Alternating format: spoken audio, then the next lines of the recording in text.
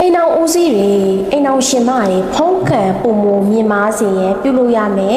ရေရအစီရင်လေးကိုပြောကြပေးခြင်းပါတယ်ရှင်ရေရပဲပြောမှာပေါ့နော်အစီရင်တော့မဟုတ်ဘူး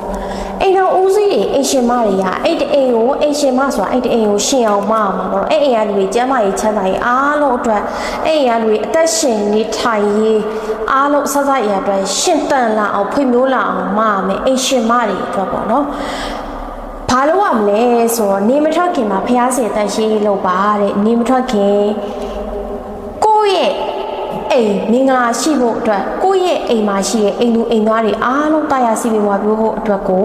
နေမထွက်ခင်မှာအိမ်တရှိလို့ဖျားစီတန်ရှင်းလုပ်ပေးပါနောက်တစ်ချက်ကတော့ဖျားစီမှာတောက်တော်ရည်ချမ်းစွန်းတော်ပန်းလင်းနိုင်အမွှေးနဲ့တာတိုင်းကြီးကတ်လို့ပူဇော်ပေးပါအခုနောက်ပိုင်းမှာအလင်းနိုင်ကြီးကတ်လို့ပူဇော်တာတွေအားနေတယ်အမွှေးနဲ့တာတိုင်းကြီးကတ်လို့ပူဇော်တာတွေအားနေတယ်အမွှေးနိုင်ကိုယ့်အိမ်ကြီးပတ်မှာဆိုလို့မထွန်းညင်ဘာညာဆိုရင်တော့အမွှေးနိုင်ရတဲ့သူကနှကောင်းနှမျက်တွေကိုဒါပင့်ဖိတ်တာလေနက်တွေကအမွှေးချိုင်အိမ်မတန်ကြိုက်တယ်အမွှေးနိုင်မထွန်းနိုင်တော့မှဖျားစင်သုံးတဲ့အတွက်ရေမွှေးလေးတော့တိတန့်ထားပြီးစုပ်ဖြန်းပေးပါအဲ့တော့နံပါတ်2အချက်ရှိပါပြီအိမ်တော်ဦးစီးတွေအိမ်ရှင်မတွေဘသူပဲဖြစ်ဖြစ်လုပ်လို့ရတယ်ဖျားစင်တက်ရှင်းလို့စီမီအလင်းနိုင်စွန်းတော့အမွှေးနဲ့တာတိုင်းကတ်လူပူဇော်ခြင်းတွေလုံးနောက်ပြီးတော့တရားထိုင်တာတွေခါရာမန်တိုင်ရှုဖတ်တဲ့စေတာတွေပတိစိတ်တာတွေမေတ္တာပို့အမျှဝေတာတွေကိုပြုလုပ်ပေးရပါမယ်ဟိုမဟာသမယတုတ်ဆိုလဲမဟာသမယတုတ်ဖျားကုံတော်ဆိုလဲဖျားကုံတော်ရုပ်ဖတ်တဲ့စေတာပေးတာမျိုးတွေပြုလုပ်ပေးရပါမယ်ရှင်အဲ့လိုပြုလုပ်ပေးခြင်းအပြင်ကိုယ့်အိမ်ရဲ့ဖုံးကန်စီးပွားရေးတက်လာပြီးလက်လာပါတွေပွင့်လန်းလာမှာပဲဖြစ်ပါတယ်ရှင်နောက်တစ်ချက်အနေနဲ့ကတော့ဒါရေရာပိုင်းလေးကိုရှောက်သွားပြီအဲ့ဒါကဘာလဲဆိုတော့အကိုလုံးလဲပေါ့နော်ဟိုတော်တော်များများသတိမထားမိကြဘူးဒါတပြက်စီလှိမ့်အိမ်မှာတောကတွေပူလောင်တောကတွေရှောက်နေတယ်အကျွေးတွေလည်းရှိနေတဲ့သူတွေအတွက်ကိုတော့ဒီအခုနောက်ပိုင်းပြောရမယ်အချက်ကလေးကိုတေချာခင်းဆိုင်ပြကိုယ့်အိမ်မှာလှည့်ဖို့ထားရတဲ့ဒီပစ္စည်းတွေကိုတက်မနေပါနဲ့ရှင်ဒီပစ္စည်းတွေကိုတက်နေတာလို့ဘာလို့မလုပ်ပါနဲ့နောက်ပြီးတော့ဒီပစ္စည်းဆဲမယ်ဆိုလို့ရှိရင်အိမ်နောက်ဖွေးကနေပဲစလိုက်ပါရှင်အိမ်နောက်ဖွေးကနေပေါ်တော့မှဒီလိုမျိုးအနောက်ဒီမှာဆိုလို့ရှိရင်အိမ်နောက်ခံနေအမိုက်ကလေးတွေကိုလှည့်ချင်းအိမ်နောက်ဖွေးအမိုက်ကလေးတွေတော့လွတ်ပြခဲ့ပွားလို့ရှိရင်အိမ်ရှိအထီကိုတဖြည်းဖြည်းနဲ့အနောက်ဖွေးကနေစပြီးအိမ်ရှိကိုလှည့်ပြအိမ်ဟိုမှာတိုက်ခန်းနေဆိုလို့ရှိရင်အိမ်ရဲ့အပြင်ပေါက်မှာရှိရဲ့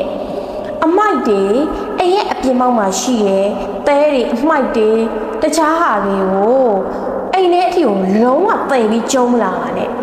အိမ်ပေါက်မှာရှိအမိုက်ကိုရှောင်လို့တော့မတည်လာပါနဲ့ကိုယ့်အိမ်တော်မှာအိမ်ရဲ့အိမ်နောက်ဖွေးရနေပေါ်မှာအိမ်ရှိကိုလှဲရမှာ